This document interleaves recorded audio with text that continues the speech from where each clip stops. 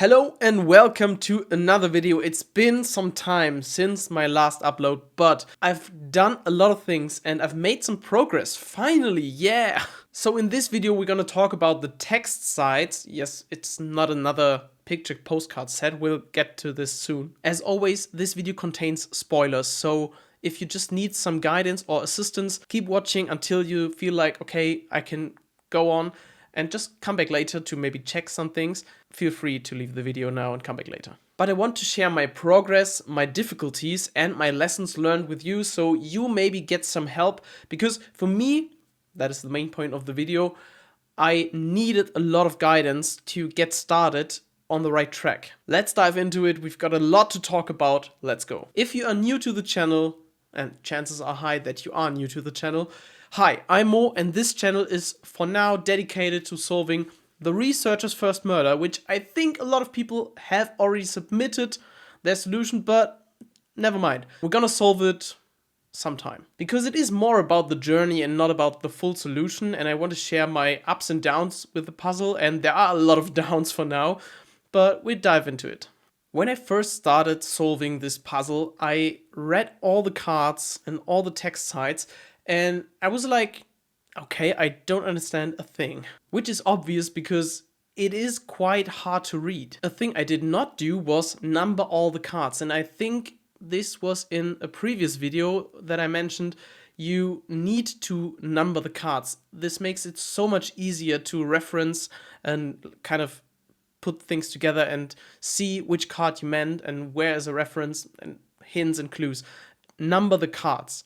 If you need the original order of the cards, just check the description. I've done a template where you can see all the cards with a picture postcard side related to it, so maybe this helps you. So I've read through the cards and marked everything that seemed relevant to me. There was names, places, idioms, I think there were, etc, etc. So the text sides were like a huge mess, but a mess in a different color. But it turned out not to be as helpful as I thought. And I think this is because I used the same method for Cain's Jawbone, and what you did for Cain's Jawbone may not help for the researcher's first murder. At least that's what I learned throughout the weeks that I've tried to solve it. But a great tip that I can give you is read every page multiple times.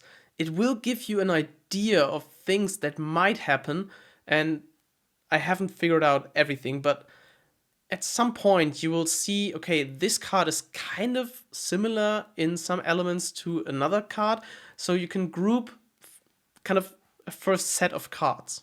So if you have found some similarities throughout the cards, just put them together, put them aside, and get back to them later. I use a digital version that I created myself by scanning all the cards, so I have a huge PDF where I can mark things and add references and comment things.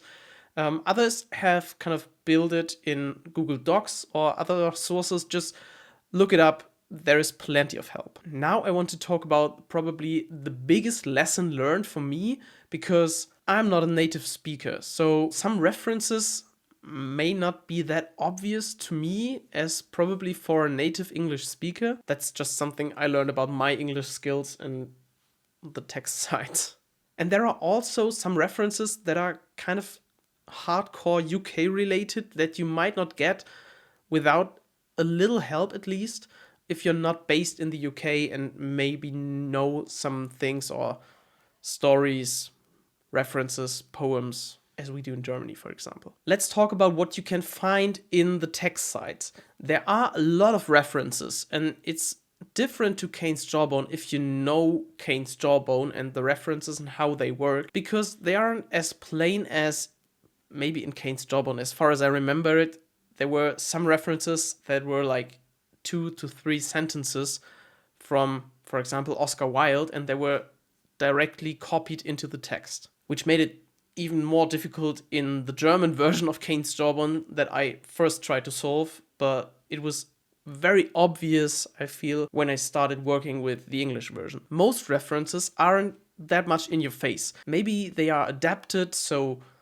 the perspective changed or the language changed, or it's rather a description of a reference. And some references aren't that long as well. And you will know that if you have some references, how they work. And it is kind of frustrating first. But don't worry, I've been there as well. I've been so frustrated working on the text sides because I didn't get the little spark that I needed to kind of get fully burning and into flames and like, I know what I'm doing.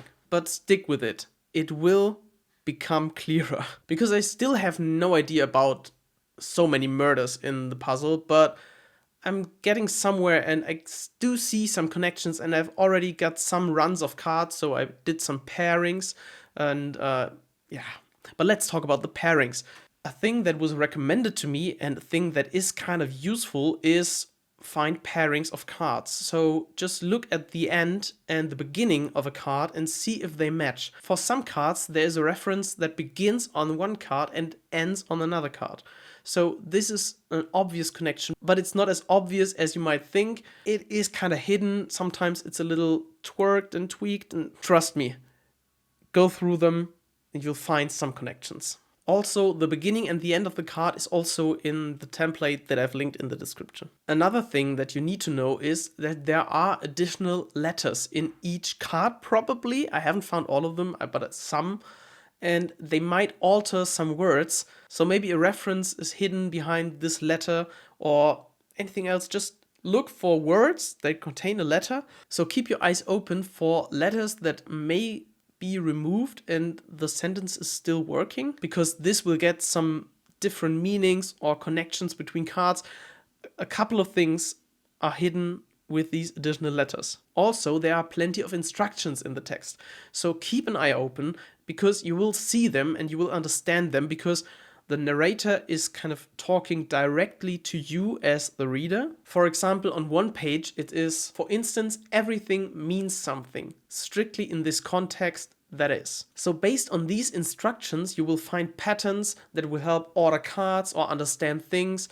And the most difficult thing, at least for me, is the Cockney slang. The Cockney slang is kind of a rhyming slang, if you haven't heard about it. I didn't before this puzzle. And as far as I know, it will come together in a chapter. So every page that features the Cockney slang forms a chapter. And that is difficult. Although the instruction to it on how to use it is quite clear, but that's maybe the barrier that I face. As a non-native speaker, it's way harder to get to the bottom of it, because it takes two to get to the bottom of it. Kind of basically the instruction. Sometimes the instructions are a little funny as well. For example, this one. I know you'll simply want to identify and eliminate them in the ruthless modern style, and by all means, knock yourself out and them, but you may find it instructive to revisit them later. I think this is referring to kind of get some things done and just check it, and yeah. You'll see this is not how it works. You need to rework each and every card multiple times. At least that's my lesson learned. Maybe I can provide another document where I share all the instructions. Let me think about that. Or maybe I even update the template down below. So I advertise this template quite a lot. But I think it is helpful, and thanks again to Christy, who came up with the idea, kind of with the basic template. I just added the picture postcard side and stuff, so thanks, Christy. So to sum it up, what are my lessons learned? Rework all the pages. It is very important to reread them multiple times, and at some point it will make sense. References are often hidden behind alteration or behind some clever wordplays, and they will make sense once you know what to look for. And number 3, just to keep it short, do look out for help, because at some point you may get stuck and you need some help to go on. And there are a lot of great people, is it on Reddit, on YouTube, maybe I can help you with the videos, and just seek out for help and you will get them, because there are a lot of great people that may already have submitted their solution and they can help you definitely. And there's also a lot of discussion going on. There's a Discord channel. Just look out and seek help, because yeah, even I needed this kind of first push to get started on the text side and to see a lot of progress. And if you get the progress, once you get there, it will roll on for sure. That's it for the video. a quick update. I hope it helped you and maybe it gave you an idea of what to look for. If you have any questions, just leave it down below and I hope I can answer them. If you're new to the channel and haven't subscribed, subscribe now to the channel and follow the journey. We almost reached 100 subscribers and I've already reached out to John Finnemore, trying to get him for a little interview on this channel. I'm not sure if it's working, but hopefully it is. Bye.